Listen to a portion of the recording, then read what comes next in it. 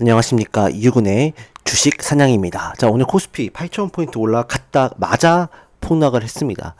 자, 코스피 삼성전자 하이닉스가 지금 역대 최고가를 찍었다가 지금 뭐 거의 10% 가까이 빠졌는데요. 이제 우리 어떻게 대응해야 될까? 오늘 살펴보겠습니다. 자, 코스피가 8,000포인트 찍고 나서 바로 급락을 했습니다. 이 상황이 사실은 좋진 않죠. 그 다음에 더 중요한 거는 음봉을 한번 보이고 양봉으로 올라가려는 타이밍에 음봉을 세게 맞은 거기 때문에 지금 이 상황이 결코 좋은 현상은 아니에요. 물론 여기서 이제 월요일 날에는 한 번 더 밀렸다가 또 반등이 들어오든지 아니면은 또 중간에 대한 어떤 이 음봉의 중간값을 메우는 양봉이 나올 수도 있는 그런 상황인데 지금 대외적인 상황이 좋지 않아요. 왜냐면은 지금 내부적으로는 봤을 때 여러분들 환율이 다시 불안정한 상황이라는 거예요. 내부적으로는 환율이 다시 1,500원대를 돌파를 하고 있어요. 이렇게 뭐 삼성전자 하이닉스가 엄청난 그 수익이 나고 있음에도 불구하고 지금 이렇게 안 좋은 모습, 환율단도 안 좋은 모습을 보여주고 있고, 그 다음에 내부적으로도 한은도 금리 인상을 해야 한다는 얘기가 계속 나오고 있어요. 이런 물가를 잡아야 되는 부분들. 그런 상황에서 지금 부동산도 다시 서울 중심으로 들썩이는 상황들이 나오고 있단 말이에요. 그런데다가 삼성전자 파업이 다음 주 예정되어 있어요. 그래서 이 삼성전자가 파업이 이루어질 가능성이 높다라고 보거든요. 근데 이 저변에는 사실 그 SK하이닉스가 사실 문제예요. 왜냐면은 SK하이닉스가 성과급 반도체 정말 호황이고 정말 SK하이닉스 임직원분들 너무나도 대단하시고 훌륭하신 분들인 건 알겠는데 이거를 현금으로 주니까 그러면 사실 이게 다른 데서도 다 이게 올라오는 거거든요. SK하이닉스가 이렇게 현금으로 주니까 삼성전자도 현금으로 더 달라 이렇게 돼서 파업을 하는 거잖아요. 그 다음에 물론 삼성전자는 하이닉스와 다르게 반도체만 있는 게 아니기 때문에 예를 들어서 뭐 그 반도체 말고도 가전이라든지 또 스마트폰 사업 부분이 같이 섞여 있잖아요. 그러니까 오히려 내분이 일어나서 스마트폰이나 디스플레이나 이쪽을 안 하겠다고 탈퇴한 상황이잖아요. 그러니까 반도체 쪽에서는 어쨌든 우리는 더 받아야 된다는 입장인 거예요. 근데 이 하이닉스로 인해서 삼전도 지금 시위를 한다고 그러고 HD 현대도 시위하겠다고 막 나서는 상황이고 카카오도 지금 시위하겠다 이런 상황이에요. 그 이년만 나올까요? 앞으로 계속 나오겠죠.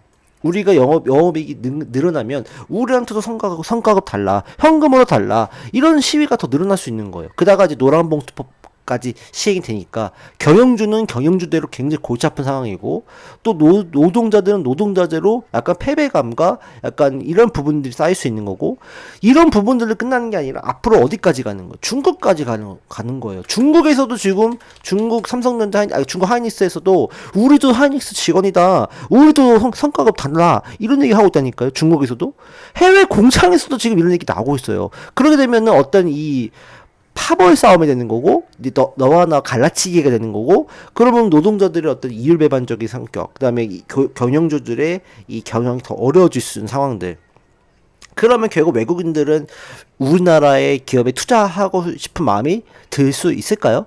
점점 없어질 거라는 거죠. 그런 의미에서 봤을 때 외국인들은 충분히 지금 차익 실현을 하고 있는 상황이다. 그 다음에 물론 이런 것 때문에 뭐 차익 실현을 하는 것도 있지만 물론 고점 매도기도 해요. 제가 봤을 때는 고점 매도기도 하고 그런 상황에서 우리나라의 주식이 더욱더 들어갈 어떤 필요성을 느낄까라는 부분인 거죠. 지금 외국인들 3개월 동안에 지금 73조 8천억을 팔았어요. 그 나머지가 기관과 개인인데 여러분들 착각하지 마셔야 될 게 기관이 샀으니까 괜찮은 거 아니야 하는데 이 금토는 대부분이 뭐예요? 개인 자금이에요. ETF 개인들의 자금을 기관의 어떤 ETF 형식으로 맡겨놓은 거란 말이에요. 그 다음에 플러스 순수 개인 자금 들어가 있죠. 사실은 다 개인이 들어가 있는 거예요. 사실 따지고 보면. 그러면은 그나마 기관들이 들어가 있다고 할 수 있는 것들이 투신이나 연기금이나 뭐 보험 이쪽인데 투신 연기금 보험 어때요? 3개월 동안 팔고 있죠. 그쵸? 그 다음에 뭐 1개월치만 봐도 1개월치로 돌려볼게요. 다 팔고 있잖아요. 투신도 팔고 있고 보험 팔고 있고 금융투자 개인 사고 있어요. 물론 개인들이 스마트해지고 개인들의 자금이 막대해진 건 사실이에요. 개인의 영향력이 이전같이 약한 개미 비빌비란 개미가 아니긴 할 거예요. 왜냐면은 부동산에 대한 걸 팔고 처분하고 주식으로 온 거기 때문에. 그 다음에 이네들이 굉장히 똑똑해졌어요. 이제 알 거 알아. 옛날같이 뭐 세력에 당한다든지 이런 어떤 이 약한 개미가 아니기 때문에 충분히 이 개미들의 승률이 높을 거라고 저는 생각해요. 특히 60대 이상 분들은. 근데 이렇게 외국인들이 팔아나가는 상황에서 만약에 반도체에 대한 어떤 이 악재가 터진다든지 AI에 대한 뭔가 악재가 터진다든지 혹은 지금 금리 인상에 대한 부분들이 계속 무르익어 가온 상황에서 지금 이 금리 인상에 대한 부분들로 만약에 또 뭐 기정사실화가 된다 이러면은 충격을 받았을 때 받쳐줄 자금이 없는 거예요. 받쳐줄 자금이. 왜? 이미 외국인 기관은 다 팔았거든요. 그러면 아래 하방은 무주 공산이 될 수 있는 거예요. 그러면 누가 받쳐줄까요? 질적으로는 기관 외국인이 받쳐주는 게 질적으로 제일 좋겠죠. 근데 지금 뭐예요? 기관 외국인들은 다 지금 떠났다니까요, 지금. 삼성전자, 하이닉스 대부분 떠났어요. 그러면 누가 받쳐줄까요? 개인이 받쳐주겠죠. 근데 이 개인은 뭐가 문제예요? 개인은요, 끈끈하지 못해요. 이게 문제인 거예요. 지금 삼성전자 하이닉스 좋다고 해서 막 우리 사고 있어요. 야 사자 지금에서 사자 하잖아요. 근데 만약 삼성전자가 뭐 AI 악재 반도체 악재 슈퍼사이클이 끝나 지금 뭐 인텔에서도 뭐 새로운 형태의 뭐 AI 반도체의 뭐 형태를 만들었다는 얘기가 뉴스가 나왔는데 그러면 이게 뉴스가 나오면서 삼성전자의 지위가 떨어지는 거 아니야? SK하이닉스 점유율이 떨어지는 거 아니야? 이렇게 되면 개인들이 끈끈하게 붙어서 아니야 그 삼성전자 하이닉스는 정말 막대한 지위를 가지고 막대한 점유율을 가지고 앞으로도 미국과 전 세계의 AI 반도체의 점유율을 차지할 수 있어 라고 하는 끈끈함이 유지가 되면 상관이 없는데 어느 순간에 뭐 인텔이라든지 AMD라든지 이런 애들이 삼성전자 하이닉스의 반도체를 뺏어갈 수 있어. 이네들이 물량을 뺏겨갈 수 있어. 점유율이 떨어질 수 있어. 라는 뉴스들이 좀 나오기 시작하면 이네들이 어떻게 될까요? 4분의 5를 하기 시작하면서 투매를 하기 시작하는 거예요. 그러면 이때 아까 말씀드렸지만 하방은 받쳐줄 물량이 없어요. 그러면 개인들이 뭐 주구장창 팔아야 되는 거죠. 그러면 주구장창 팔아내면 매도가 매도를 부르고 매도가 매도를 부르고 매도가 매도를 부르는 상황이 벌어지기 때문에 오늘같이 10% 안팎의 하락이 아니라 20% 25%가 삼성전자가 하락할 수 있다는 얘기예요. 거짓말인 것 같죠? 절대 그렇지 않아요. 왜? 삼성하이닉스가 여태까지 하루에 20% 이상 올랐잖아요. 그 말은 뭐냐면 반대로 20% 이상 하락할 수 있다는 거예요. 그렇기 때문에 이런 상황이 만약에 혹여나 온다 그러면 정말 어떻게 되는 거예요? 아비규환이 되는 거예요. 삼성전자 하이닉스가 좋은 것만 알아요. 그리고 아직까지 PER도 싸다 포도 싸다고 하잖아요. 하지만 이런 것들이 만약에 이제 그런 여론들이 잘못 형성이 되기 시작한다면 그때부터는 어떻게 되는 거예요? 아비규환이 벌어지는 거예요. 이제 나올 수 있는 건 뭐냐면 이런 것까지는 그래 우리가 여태까지 감당했으니까 여태까지 우리가 이걸 견뎌왔으니까 내성이 생겼으니까 상관이 없어요. 그럼 외부적으로 아까 말씀드렸지만 외부적으로 봤을 때 뭐 이런 전쟁 유가 이거는 어차피 반영이 됐어요. 유가가 더 뭐 150달러 이상 돌파하게 되면 그때는 얘기가 달라지긴 할 것 같은데 그 전까지는 어느 정도 감당하고 있어요. 뭐 CPI 미국의 CPI PPI도 생각보다 엄청나게 크게 나오진 않았잖아요. 그러니까 이겨낼 수 있어. 오케이. 그건 인정하겠어. 근데 여기서 만약에 금리 인상을 한다. 지금 금리 인상이 지금 미국에서도 연내 금리는 없다고 하는 거는 거의 뭐 기정사실화 된 상황이고 지금으로서 그 다음에 금리 인상도 한번 할 수 있다는 얘기가 나오고 있어요. 이 뭐 파센티지가 이렇게 올라갔잖아요. 배드워치에서. 그 다음에 일본도 지금 국채금리 10년물 국채금리가 최고치 달성하면서 국채금리가 엄청 올라갔다는 거면 국채의 가격이 똥값이라는 거예요. 폭락했다는 거예요. 그러면 일본 애들이 그 가만히 가지고 있을까요? 회복을 시켜야 되겠죠. 그 금리를 올려서 국채에 대한 부분들을 어느 정도 하락을 좀 시켰던 거를 만회하려고 하겠죠. 일본도 금리 인상을 조만간 단행할 수 있는. 그러면은 또다시 NK를 트레이드한 부분 나올 수 있고. 지금 영국도 지금 스타머 영국 총리가 지금 차기 총리가 또 이제는 지금보다 더 강력한 좌파 정권이 나올 수 있다는 얘기가 나오고 있어요. 그래서 강성 좌파로 분류되고 있는 앤디 버넘 그레이스터 맨체스터 시장이 총리직을 출사표를 던진다 얘기하고 있어요. 그렇게 되면은 결국 복지 국가를 위해서 더 많은 국채를 발행할 수 있게 되고, 그렇게 되면 국채 가격이 더욱더 떨어질 수 있고 국채 금리가 올라갈 수 있는, 그러면은 2022년 당시에 이 영국 전 총리였던 트러스 파문, 트러스가 복지 뭐 세수를 뭐 늘리지 않는 상황에서 복지를 더 하겠다라고 얘기를 하니까, 국채 발행을 하겠다니까 뭐 영국의 파운드 가격이 폭락한 적이 있었거든요. 그런 상황이 또 이어진다고 하면 이 금융시장이라는 건 서로 얽혀 있잖아요. 그러면 요거 영국에 대한 이 우려, 그러면 우리나라는 뭐 만전할까요? 우리나라도 지금 복지 국가를 실현하고 싶어하는 현 정부인데, 그러기 때문에 최근에 김영범 정책실장이 AI 초과 이윤에 대해서 뭐 AI 배당금을 하겠다는 얘기를 했다가 논란이 됐잖아요. 그러니까 그거를 이제 결국 대통령이 잠재우긴 했지만, 그런 부분들이 결과 앞으로 나올 수밖에 없어요. 왜? AI 통해서 국민들이 AI로 일자리가 뺏기는데, 그러면 이 사람들은 어떻게 책임질 거냐? 그러면 AI로 돈 많이 번 거, 니네가 돈 많이 벌었으니까 이런 부분들을 이 AI 약자에게 지급해야 되는 상황들. 기업이 내놔라 이렇게 되는 거죠. 그러면 우리나라 기업들의 경쟁력 우수해질까요? 더욱이 케빈 워시가 미국 상원을 통과했어요. 그러니까 연준 의장으로 이제 곧 취임을 할 겁니다. 근데 역사적으로 봤을 때 이 페드 의장이 취임하는 그 몇 개월 사이, 그 취임하고 나서 몇 개월 사이에 굉장히 이 주가가 등락폭이 상당히 큽니다. 왜냐면은 연준의 이 말 한마디, 의장의 한마디에 따라서 주가가 폭락하거나 폭등할 수밖에 없는 거예요. 왜냐면은 금리에 대한 부분도 결정하니까. 근데 지금 이제 금리를 어쨌든 시장에서는 동결을 할 것으로 우세하게 보고 있고, 금리 인상을 할까 말까 이렇게 보고 있는데, 케빈 워시가 생각했던 거는 트럼프가 압박을 가해서 케빈 워시 뭐 금리나 하라고 이 압박을 가했잖아요. 근데 지금 케빈 워시가 지금 물가나 또 이 전쟁이나 또 여러 가지 이 상황을 봤을 때, 감안했을 때 또 경기도 나쁘지 않아요. 그러니까 이런 봤을 때 금리 인하를 안 하는 거는 넘어서서 금리 인상도 한번 고려할 수 있다 이런 얘기 하잖아요. 그럼 딱 발작 옵니다. 미국 증시 지금 좋은데 발작 올 수 있어요. 그러면 우리나라는 AI 반도체 쪽도 발작 안 올까요? 전기 발작 안 올까요? 투자에 대한 부분들 금리가 낮아져야지 투자를 더 할 수 있는데, 금리 인상하겠다면 투자 더 많이 하겠습니까? 부정적으로 생각할 수밖에 없죠. 그런 부분들도 여전히 남아있는 상황들이다. 그렇게 좀 볼 수가 있습니다. 그래서 지금 여기다가 계속적으로 지금 어때요? 폼보다 나락에 났다. 신용 매수 계속 가고 있어요. 지금 계속 쓰고 있습니다. 이게 결코 우리나라 경제에 좋은 건 아니거든요. 지금 뭐 사회초년생 뭐 고등학생부터 해가지고 70대 80대 어르신들까지 다 신용 써가지고 미수 써가지고 삼성전자가 들어가 떨어지면 오늘도 지금 개인이 어떻게 했어요? 7조 5천억인가 샀어요. 이게 결코 좋은 모습이냐 이 말이죠.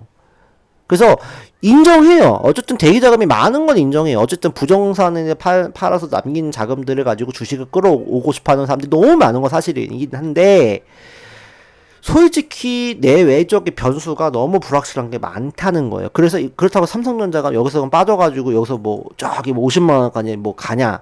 50만 원이 아니죠. 죄송합니다. 뭐 10만 원까지 가냐? 이거는 아닐 거예요. 이거는 아니겠죠. 이렇게 삼성전자가 이렇게 해서 뭐 10만 원까지 이건 아닐 거예요. 그러니까 지금은 어쨌든 이 고점에 대한 부분들로 우리가 인식을 해야 될 것 같고, 여기서 뭐 살짝 반등 나와도 돈 다시 한번 떨어지지 않을까라는 생각을 해봅니다. 그러니까 결론적으로는 박스권 장세가 나올 수 있는 상황들이다 라고 생각을 하고, 그러면 삼성전자 하이닉스가 박스권 장세가 나온다 그러면 삼성전자 하이닉스가 폭락하니까 다 떨어지겠다. 대부분 떨어질 수 있죠. 특히 AI 반도체를 엮여서 올라온 거는 많이 떨어질 수 있겠죠. 그러나 올라갈 섹터가 저는 있다라고 생각합니다. 그걸 이제 말씀을 드리도록 할게요.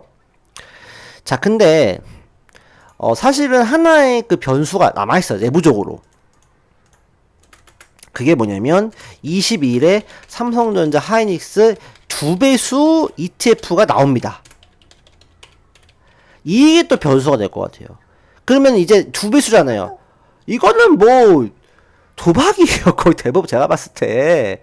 그렇기 때문에 삼성다이닉스 지금 사면은 내가 100만 원 사면은 뭐 예를 들어서 200, 뭐 예탁금은 넣어야 되겠지만 예를 들어서 100만 원 내가 했다가 하면 뭐 두 배 가니까 10% 먹을 거 20% 먹게 되는 거잖아요. 그죠? 이제부터는 도박 장세가 나오는 거예요. 그러면 어떻게 될까요? 삼성전자이닉스가 이렇게 막 다음 주가 22일이잖아요. 다음 주간이. 그럼 다음 주 월요일 한 번 더 밑에 떨어졌어요. 그래서 20만원 막 20만원 초반까지 떨어졌어. 그 다음에 좀 바다가 행보하다가 ETF 나오면서 개인들 자금이 또 막대하게 들어오면서 정말 또 15% 급등하면서 올라갈 수도 있어요. 반대로 올라갔다가 또 어떤 사설 악재를 만나가지고 이게 팍 폭락할 수도 있는 거고요. 변동성이 지금도 변동성이 상당히 심각한데 22일 이후부터는 변동성이 상당히 심해질 거다라는 거예요. 그래서 차라리 여러분들이 뭐 ETF 두배수 ETF를 사시든지 아니면은 뭐 삼성전자 하이닉스 사시겠다 하시는 분들 차라리 있잖아요. 오늘 같은 폭락이 왔을 때 사세요. 폭락이 왔을 때 올라갈 때 사지 마시고 올라갈 때 사는 거는 오늘 아침에 잘 팔았던 사람들 이전에 최근에 샀다가 오늘 아침 8,000포인트 넘는 거 딱 보고서 파신 분들은 하셔도 돼요. 왜? 그 사람들은 대응이 되는 분들이에요. 근데 샀는데 오늘 팔지도 못하고 마이너스 10% 맞으신 분들 이거 어떻게 해야 되나 하시는 분들 사면 될까 안 될까? 절대 안 되겠죠. 그렇기 때문에 이거를 굳이 하셔야 되겠다. ETF 두배수 ETF 뭐 두배수 ETF를 하더라도 교육을 들어야 된다고 합니다. 여러분들 예탁결전 금융교육을 들어야 돼요. 근데 어쨌든 삼성전자 하이닉스 하셔야 될 분들은 음봉에 사라고요. 음봉에 양봉에 사지 말고 이제 양봉에 샀다가 이렇게 밀린다니까. 이렇게 샀다가 종가에 야 이제 내일 삼성전자 이제 30만 원 간다. 이렇게 해서 기대다가 살짝 갈 것 같이 보이다가 무너져 버렸잖아요. 이거 대응 어떻게 할 건데요? 이거 되시는 분만 하라고요. 되시는 분만. 그래서 제가 오늘 세게 좀 말씀을 드립니다. 왜냐면은 정말 도박장이에요. 특히 이 반도체 쪽은. 삼성전자 하이닉스가 왜 도박장이야? 삼성전자 하이닉스가 왜 도박이야? 도박이에요. 퍼가 지금 6, 7배인데 뭔 도박이야? 뭐 잡소리 하지 마. 도박입니다. 정말 투자가 된다 그러면 기관 외국인들이 꾸준하게 사줘야 돼요. 물론 그네들 지분율이 뭐 그렇다고 해서 뭐 빠킹 많이 날아간 건 아니지만 정말 그게 좋다 그러면 외국인들 기관들이 꾸준하게 사야 돼요. 금투는 기관이 순수한 기관이 아니라니까요. 개인들의 자금이 ETF로 묶여져 있는 거예요. 금투로. 지금 바이오 2차전지 다 팔아가지고 지금 반도체로 다 가고 있잖아요. 봐보세요.